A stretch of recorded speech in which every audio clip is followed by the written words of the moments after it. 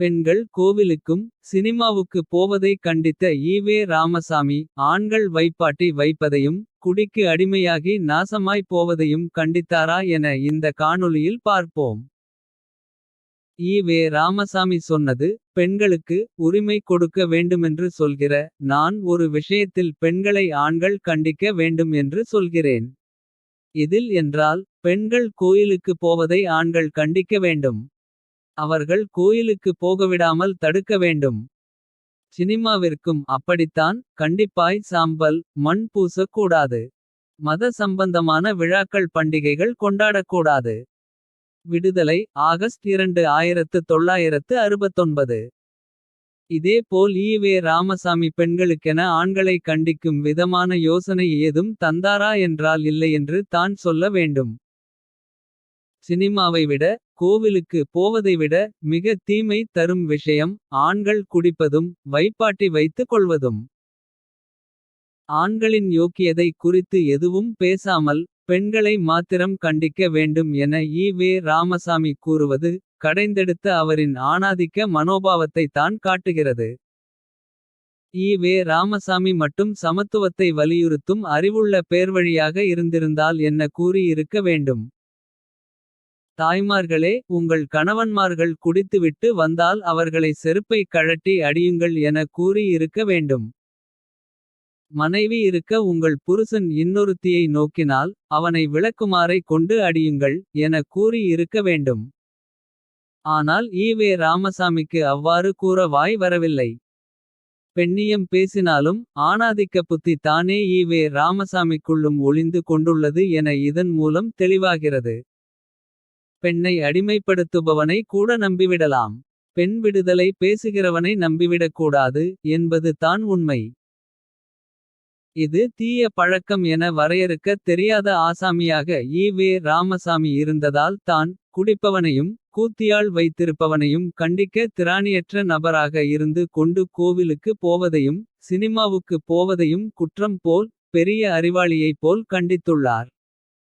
மேலும் ஈவே ராமசாமி ஒரு விஷயத்தை மறந்து விட்டார். ஆண்கள் சினிமாவுக்கோ கோவிலுக்கோ போவதில்லையா. சினிமாவுக்கு போகிறவர்களில் முக்கால்வாசி பேர் ஆண்கள் தான். அதே போல் கோவிலுக்கு போகிறவர்களிலும் அதிகம் பேர் ஆண்கள் தான். சபரிமலைக்கும் பழனிக்கும் வேண்டும் விரதமிருந்து கூட்ட கூட்டமாக போவது ஆண்கள் தான். ஈவே ராமசாமி கண்ணில் அது படவில்லையா. எப்படி சாதாரணமாய் ஒரு குடும்பத்திலேயே பெண்களை அதைச் செய்யாதே இதை செய்யாதே என கட்டுப்பாடுகளை விதித்துவிட்டு. ஆண்களுக்கு கட்டுப்பாடுகளில் இருந்து விடுதலை அளிப்பது போல் தான் ஈவே ராமசாமியின் பேச்சு தொனி உள்ளது. கடவுள் நம்பிக்கை கொண்டிருந்த தன் மனைவி நாகம்மை. விரதமிருக்கும் நாளில் அவரை எரிச்சலுட்ட அவருக்கென்ன சமைத்து வைக்கப்பட்டிருக்கும் சைவ உணவில் கறித் துண்டுகளை போட்டுவிடுவது ஈவே ராமசாமியின் வழக்கமாம்.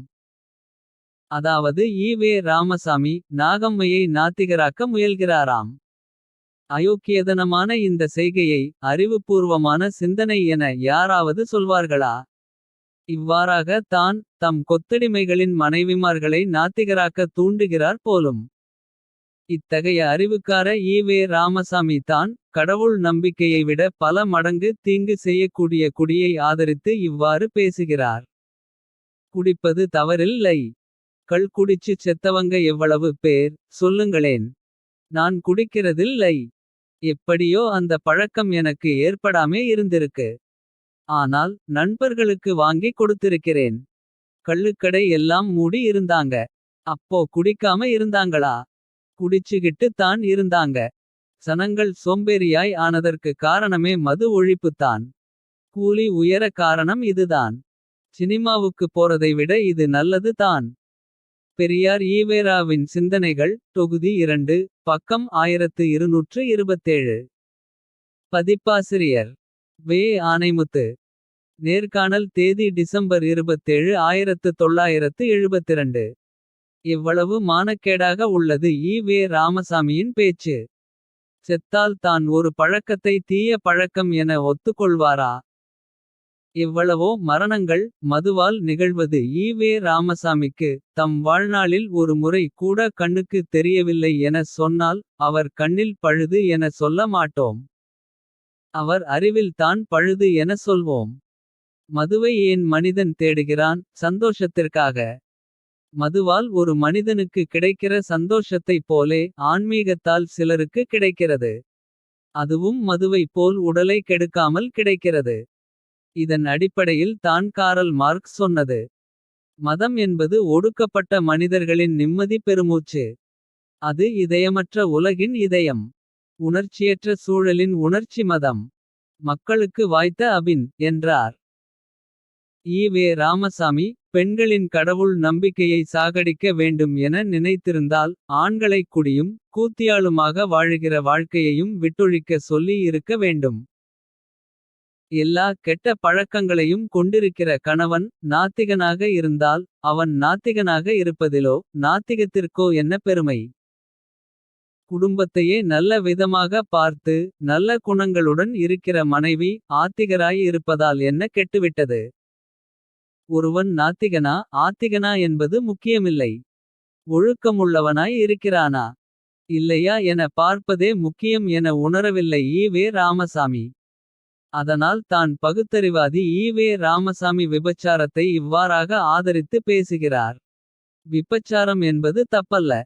முன் காலத்தில் போதிய வைத்திய வசதி இல்லாததால் மேக வியாதி என்றெல்லாம் சொல்லிக் கொண்டிருந்தார்கள். இப்போது வைத்திய வசதி வளர்ந்து விட்டது. அதை கட்டுப்படுத்துவதால் தான் திருட்டு கோளாறு கெடுதி எல்லாம் ஏற்படுகிறது. மனித இயற்கை இன்பத்தை சந்தோஷத்தில் ஒன்றை அடக்குவது அடிமைத்தன்மைதான் என்பதே எனது கருத்து. ஈவே ராமசாமி 95ஆம் ஆண்டு பிறந்த நாள் மலர் 1973.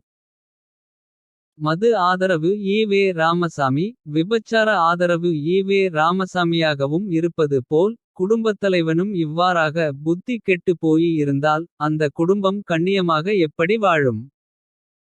பெண்களின் கடவுள் நம்பிக்கை என்பது பெரும்பாலும். தம் குடும்பத்தார் நல்லபடியாக இருக்க வேண்டும் என்கிற அளவில் தான் இருக்கும்.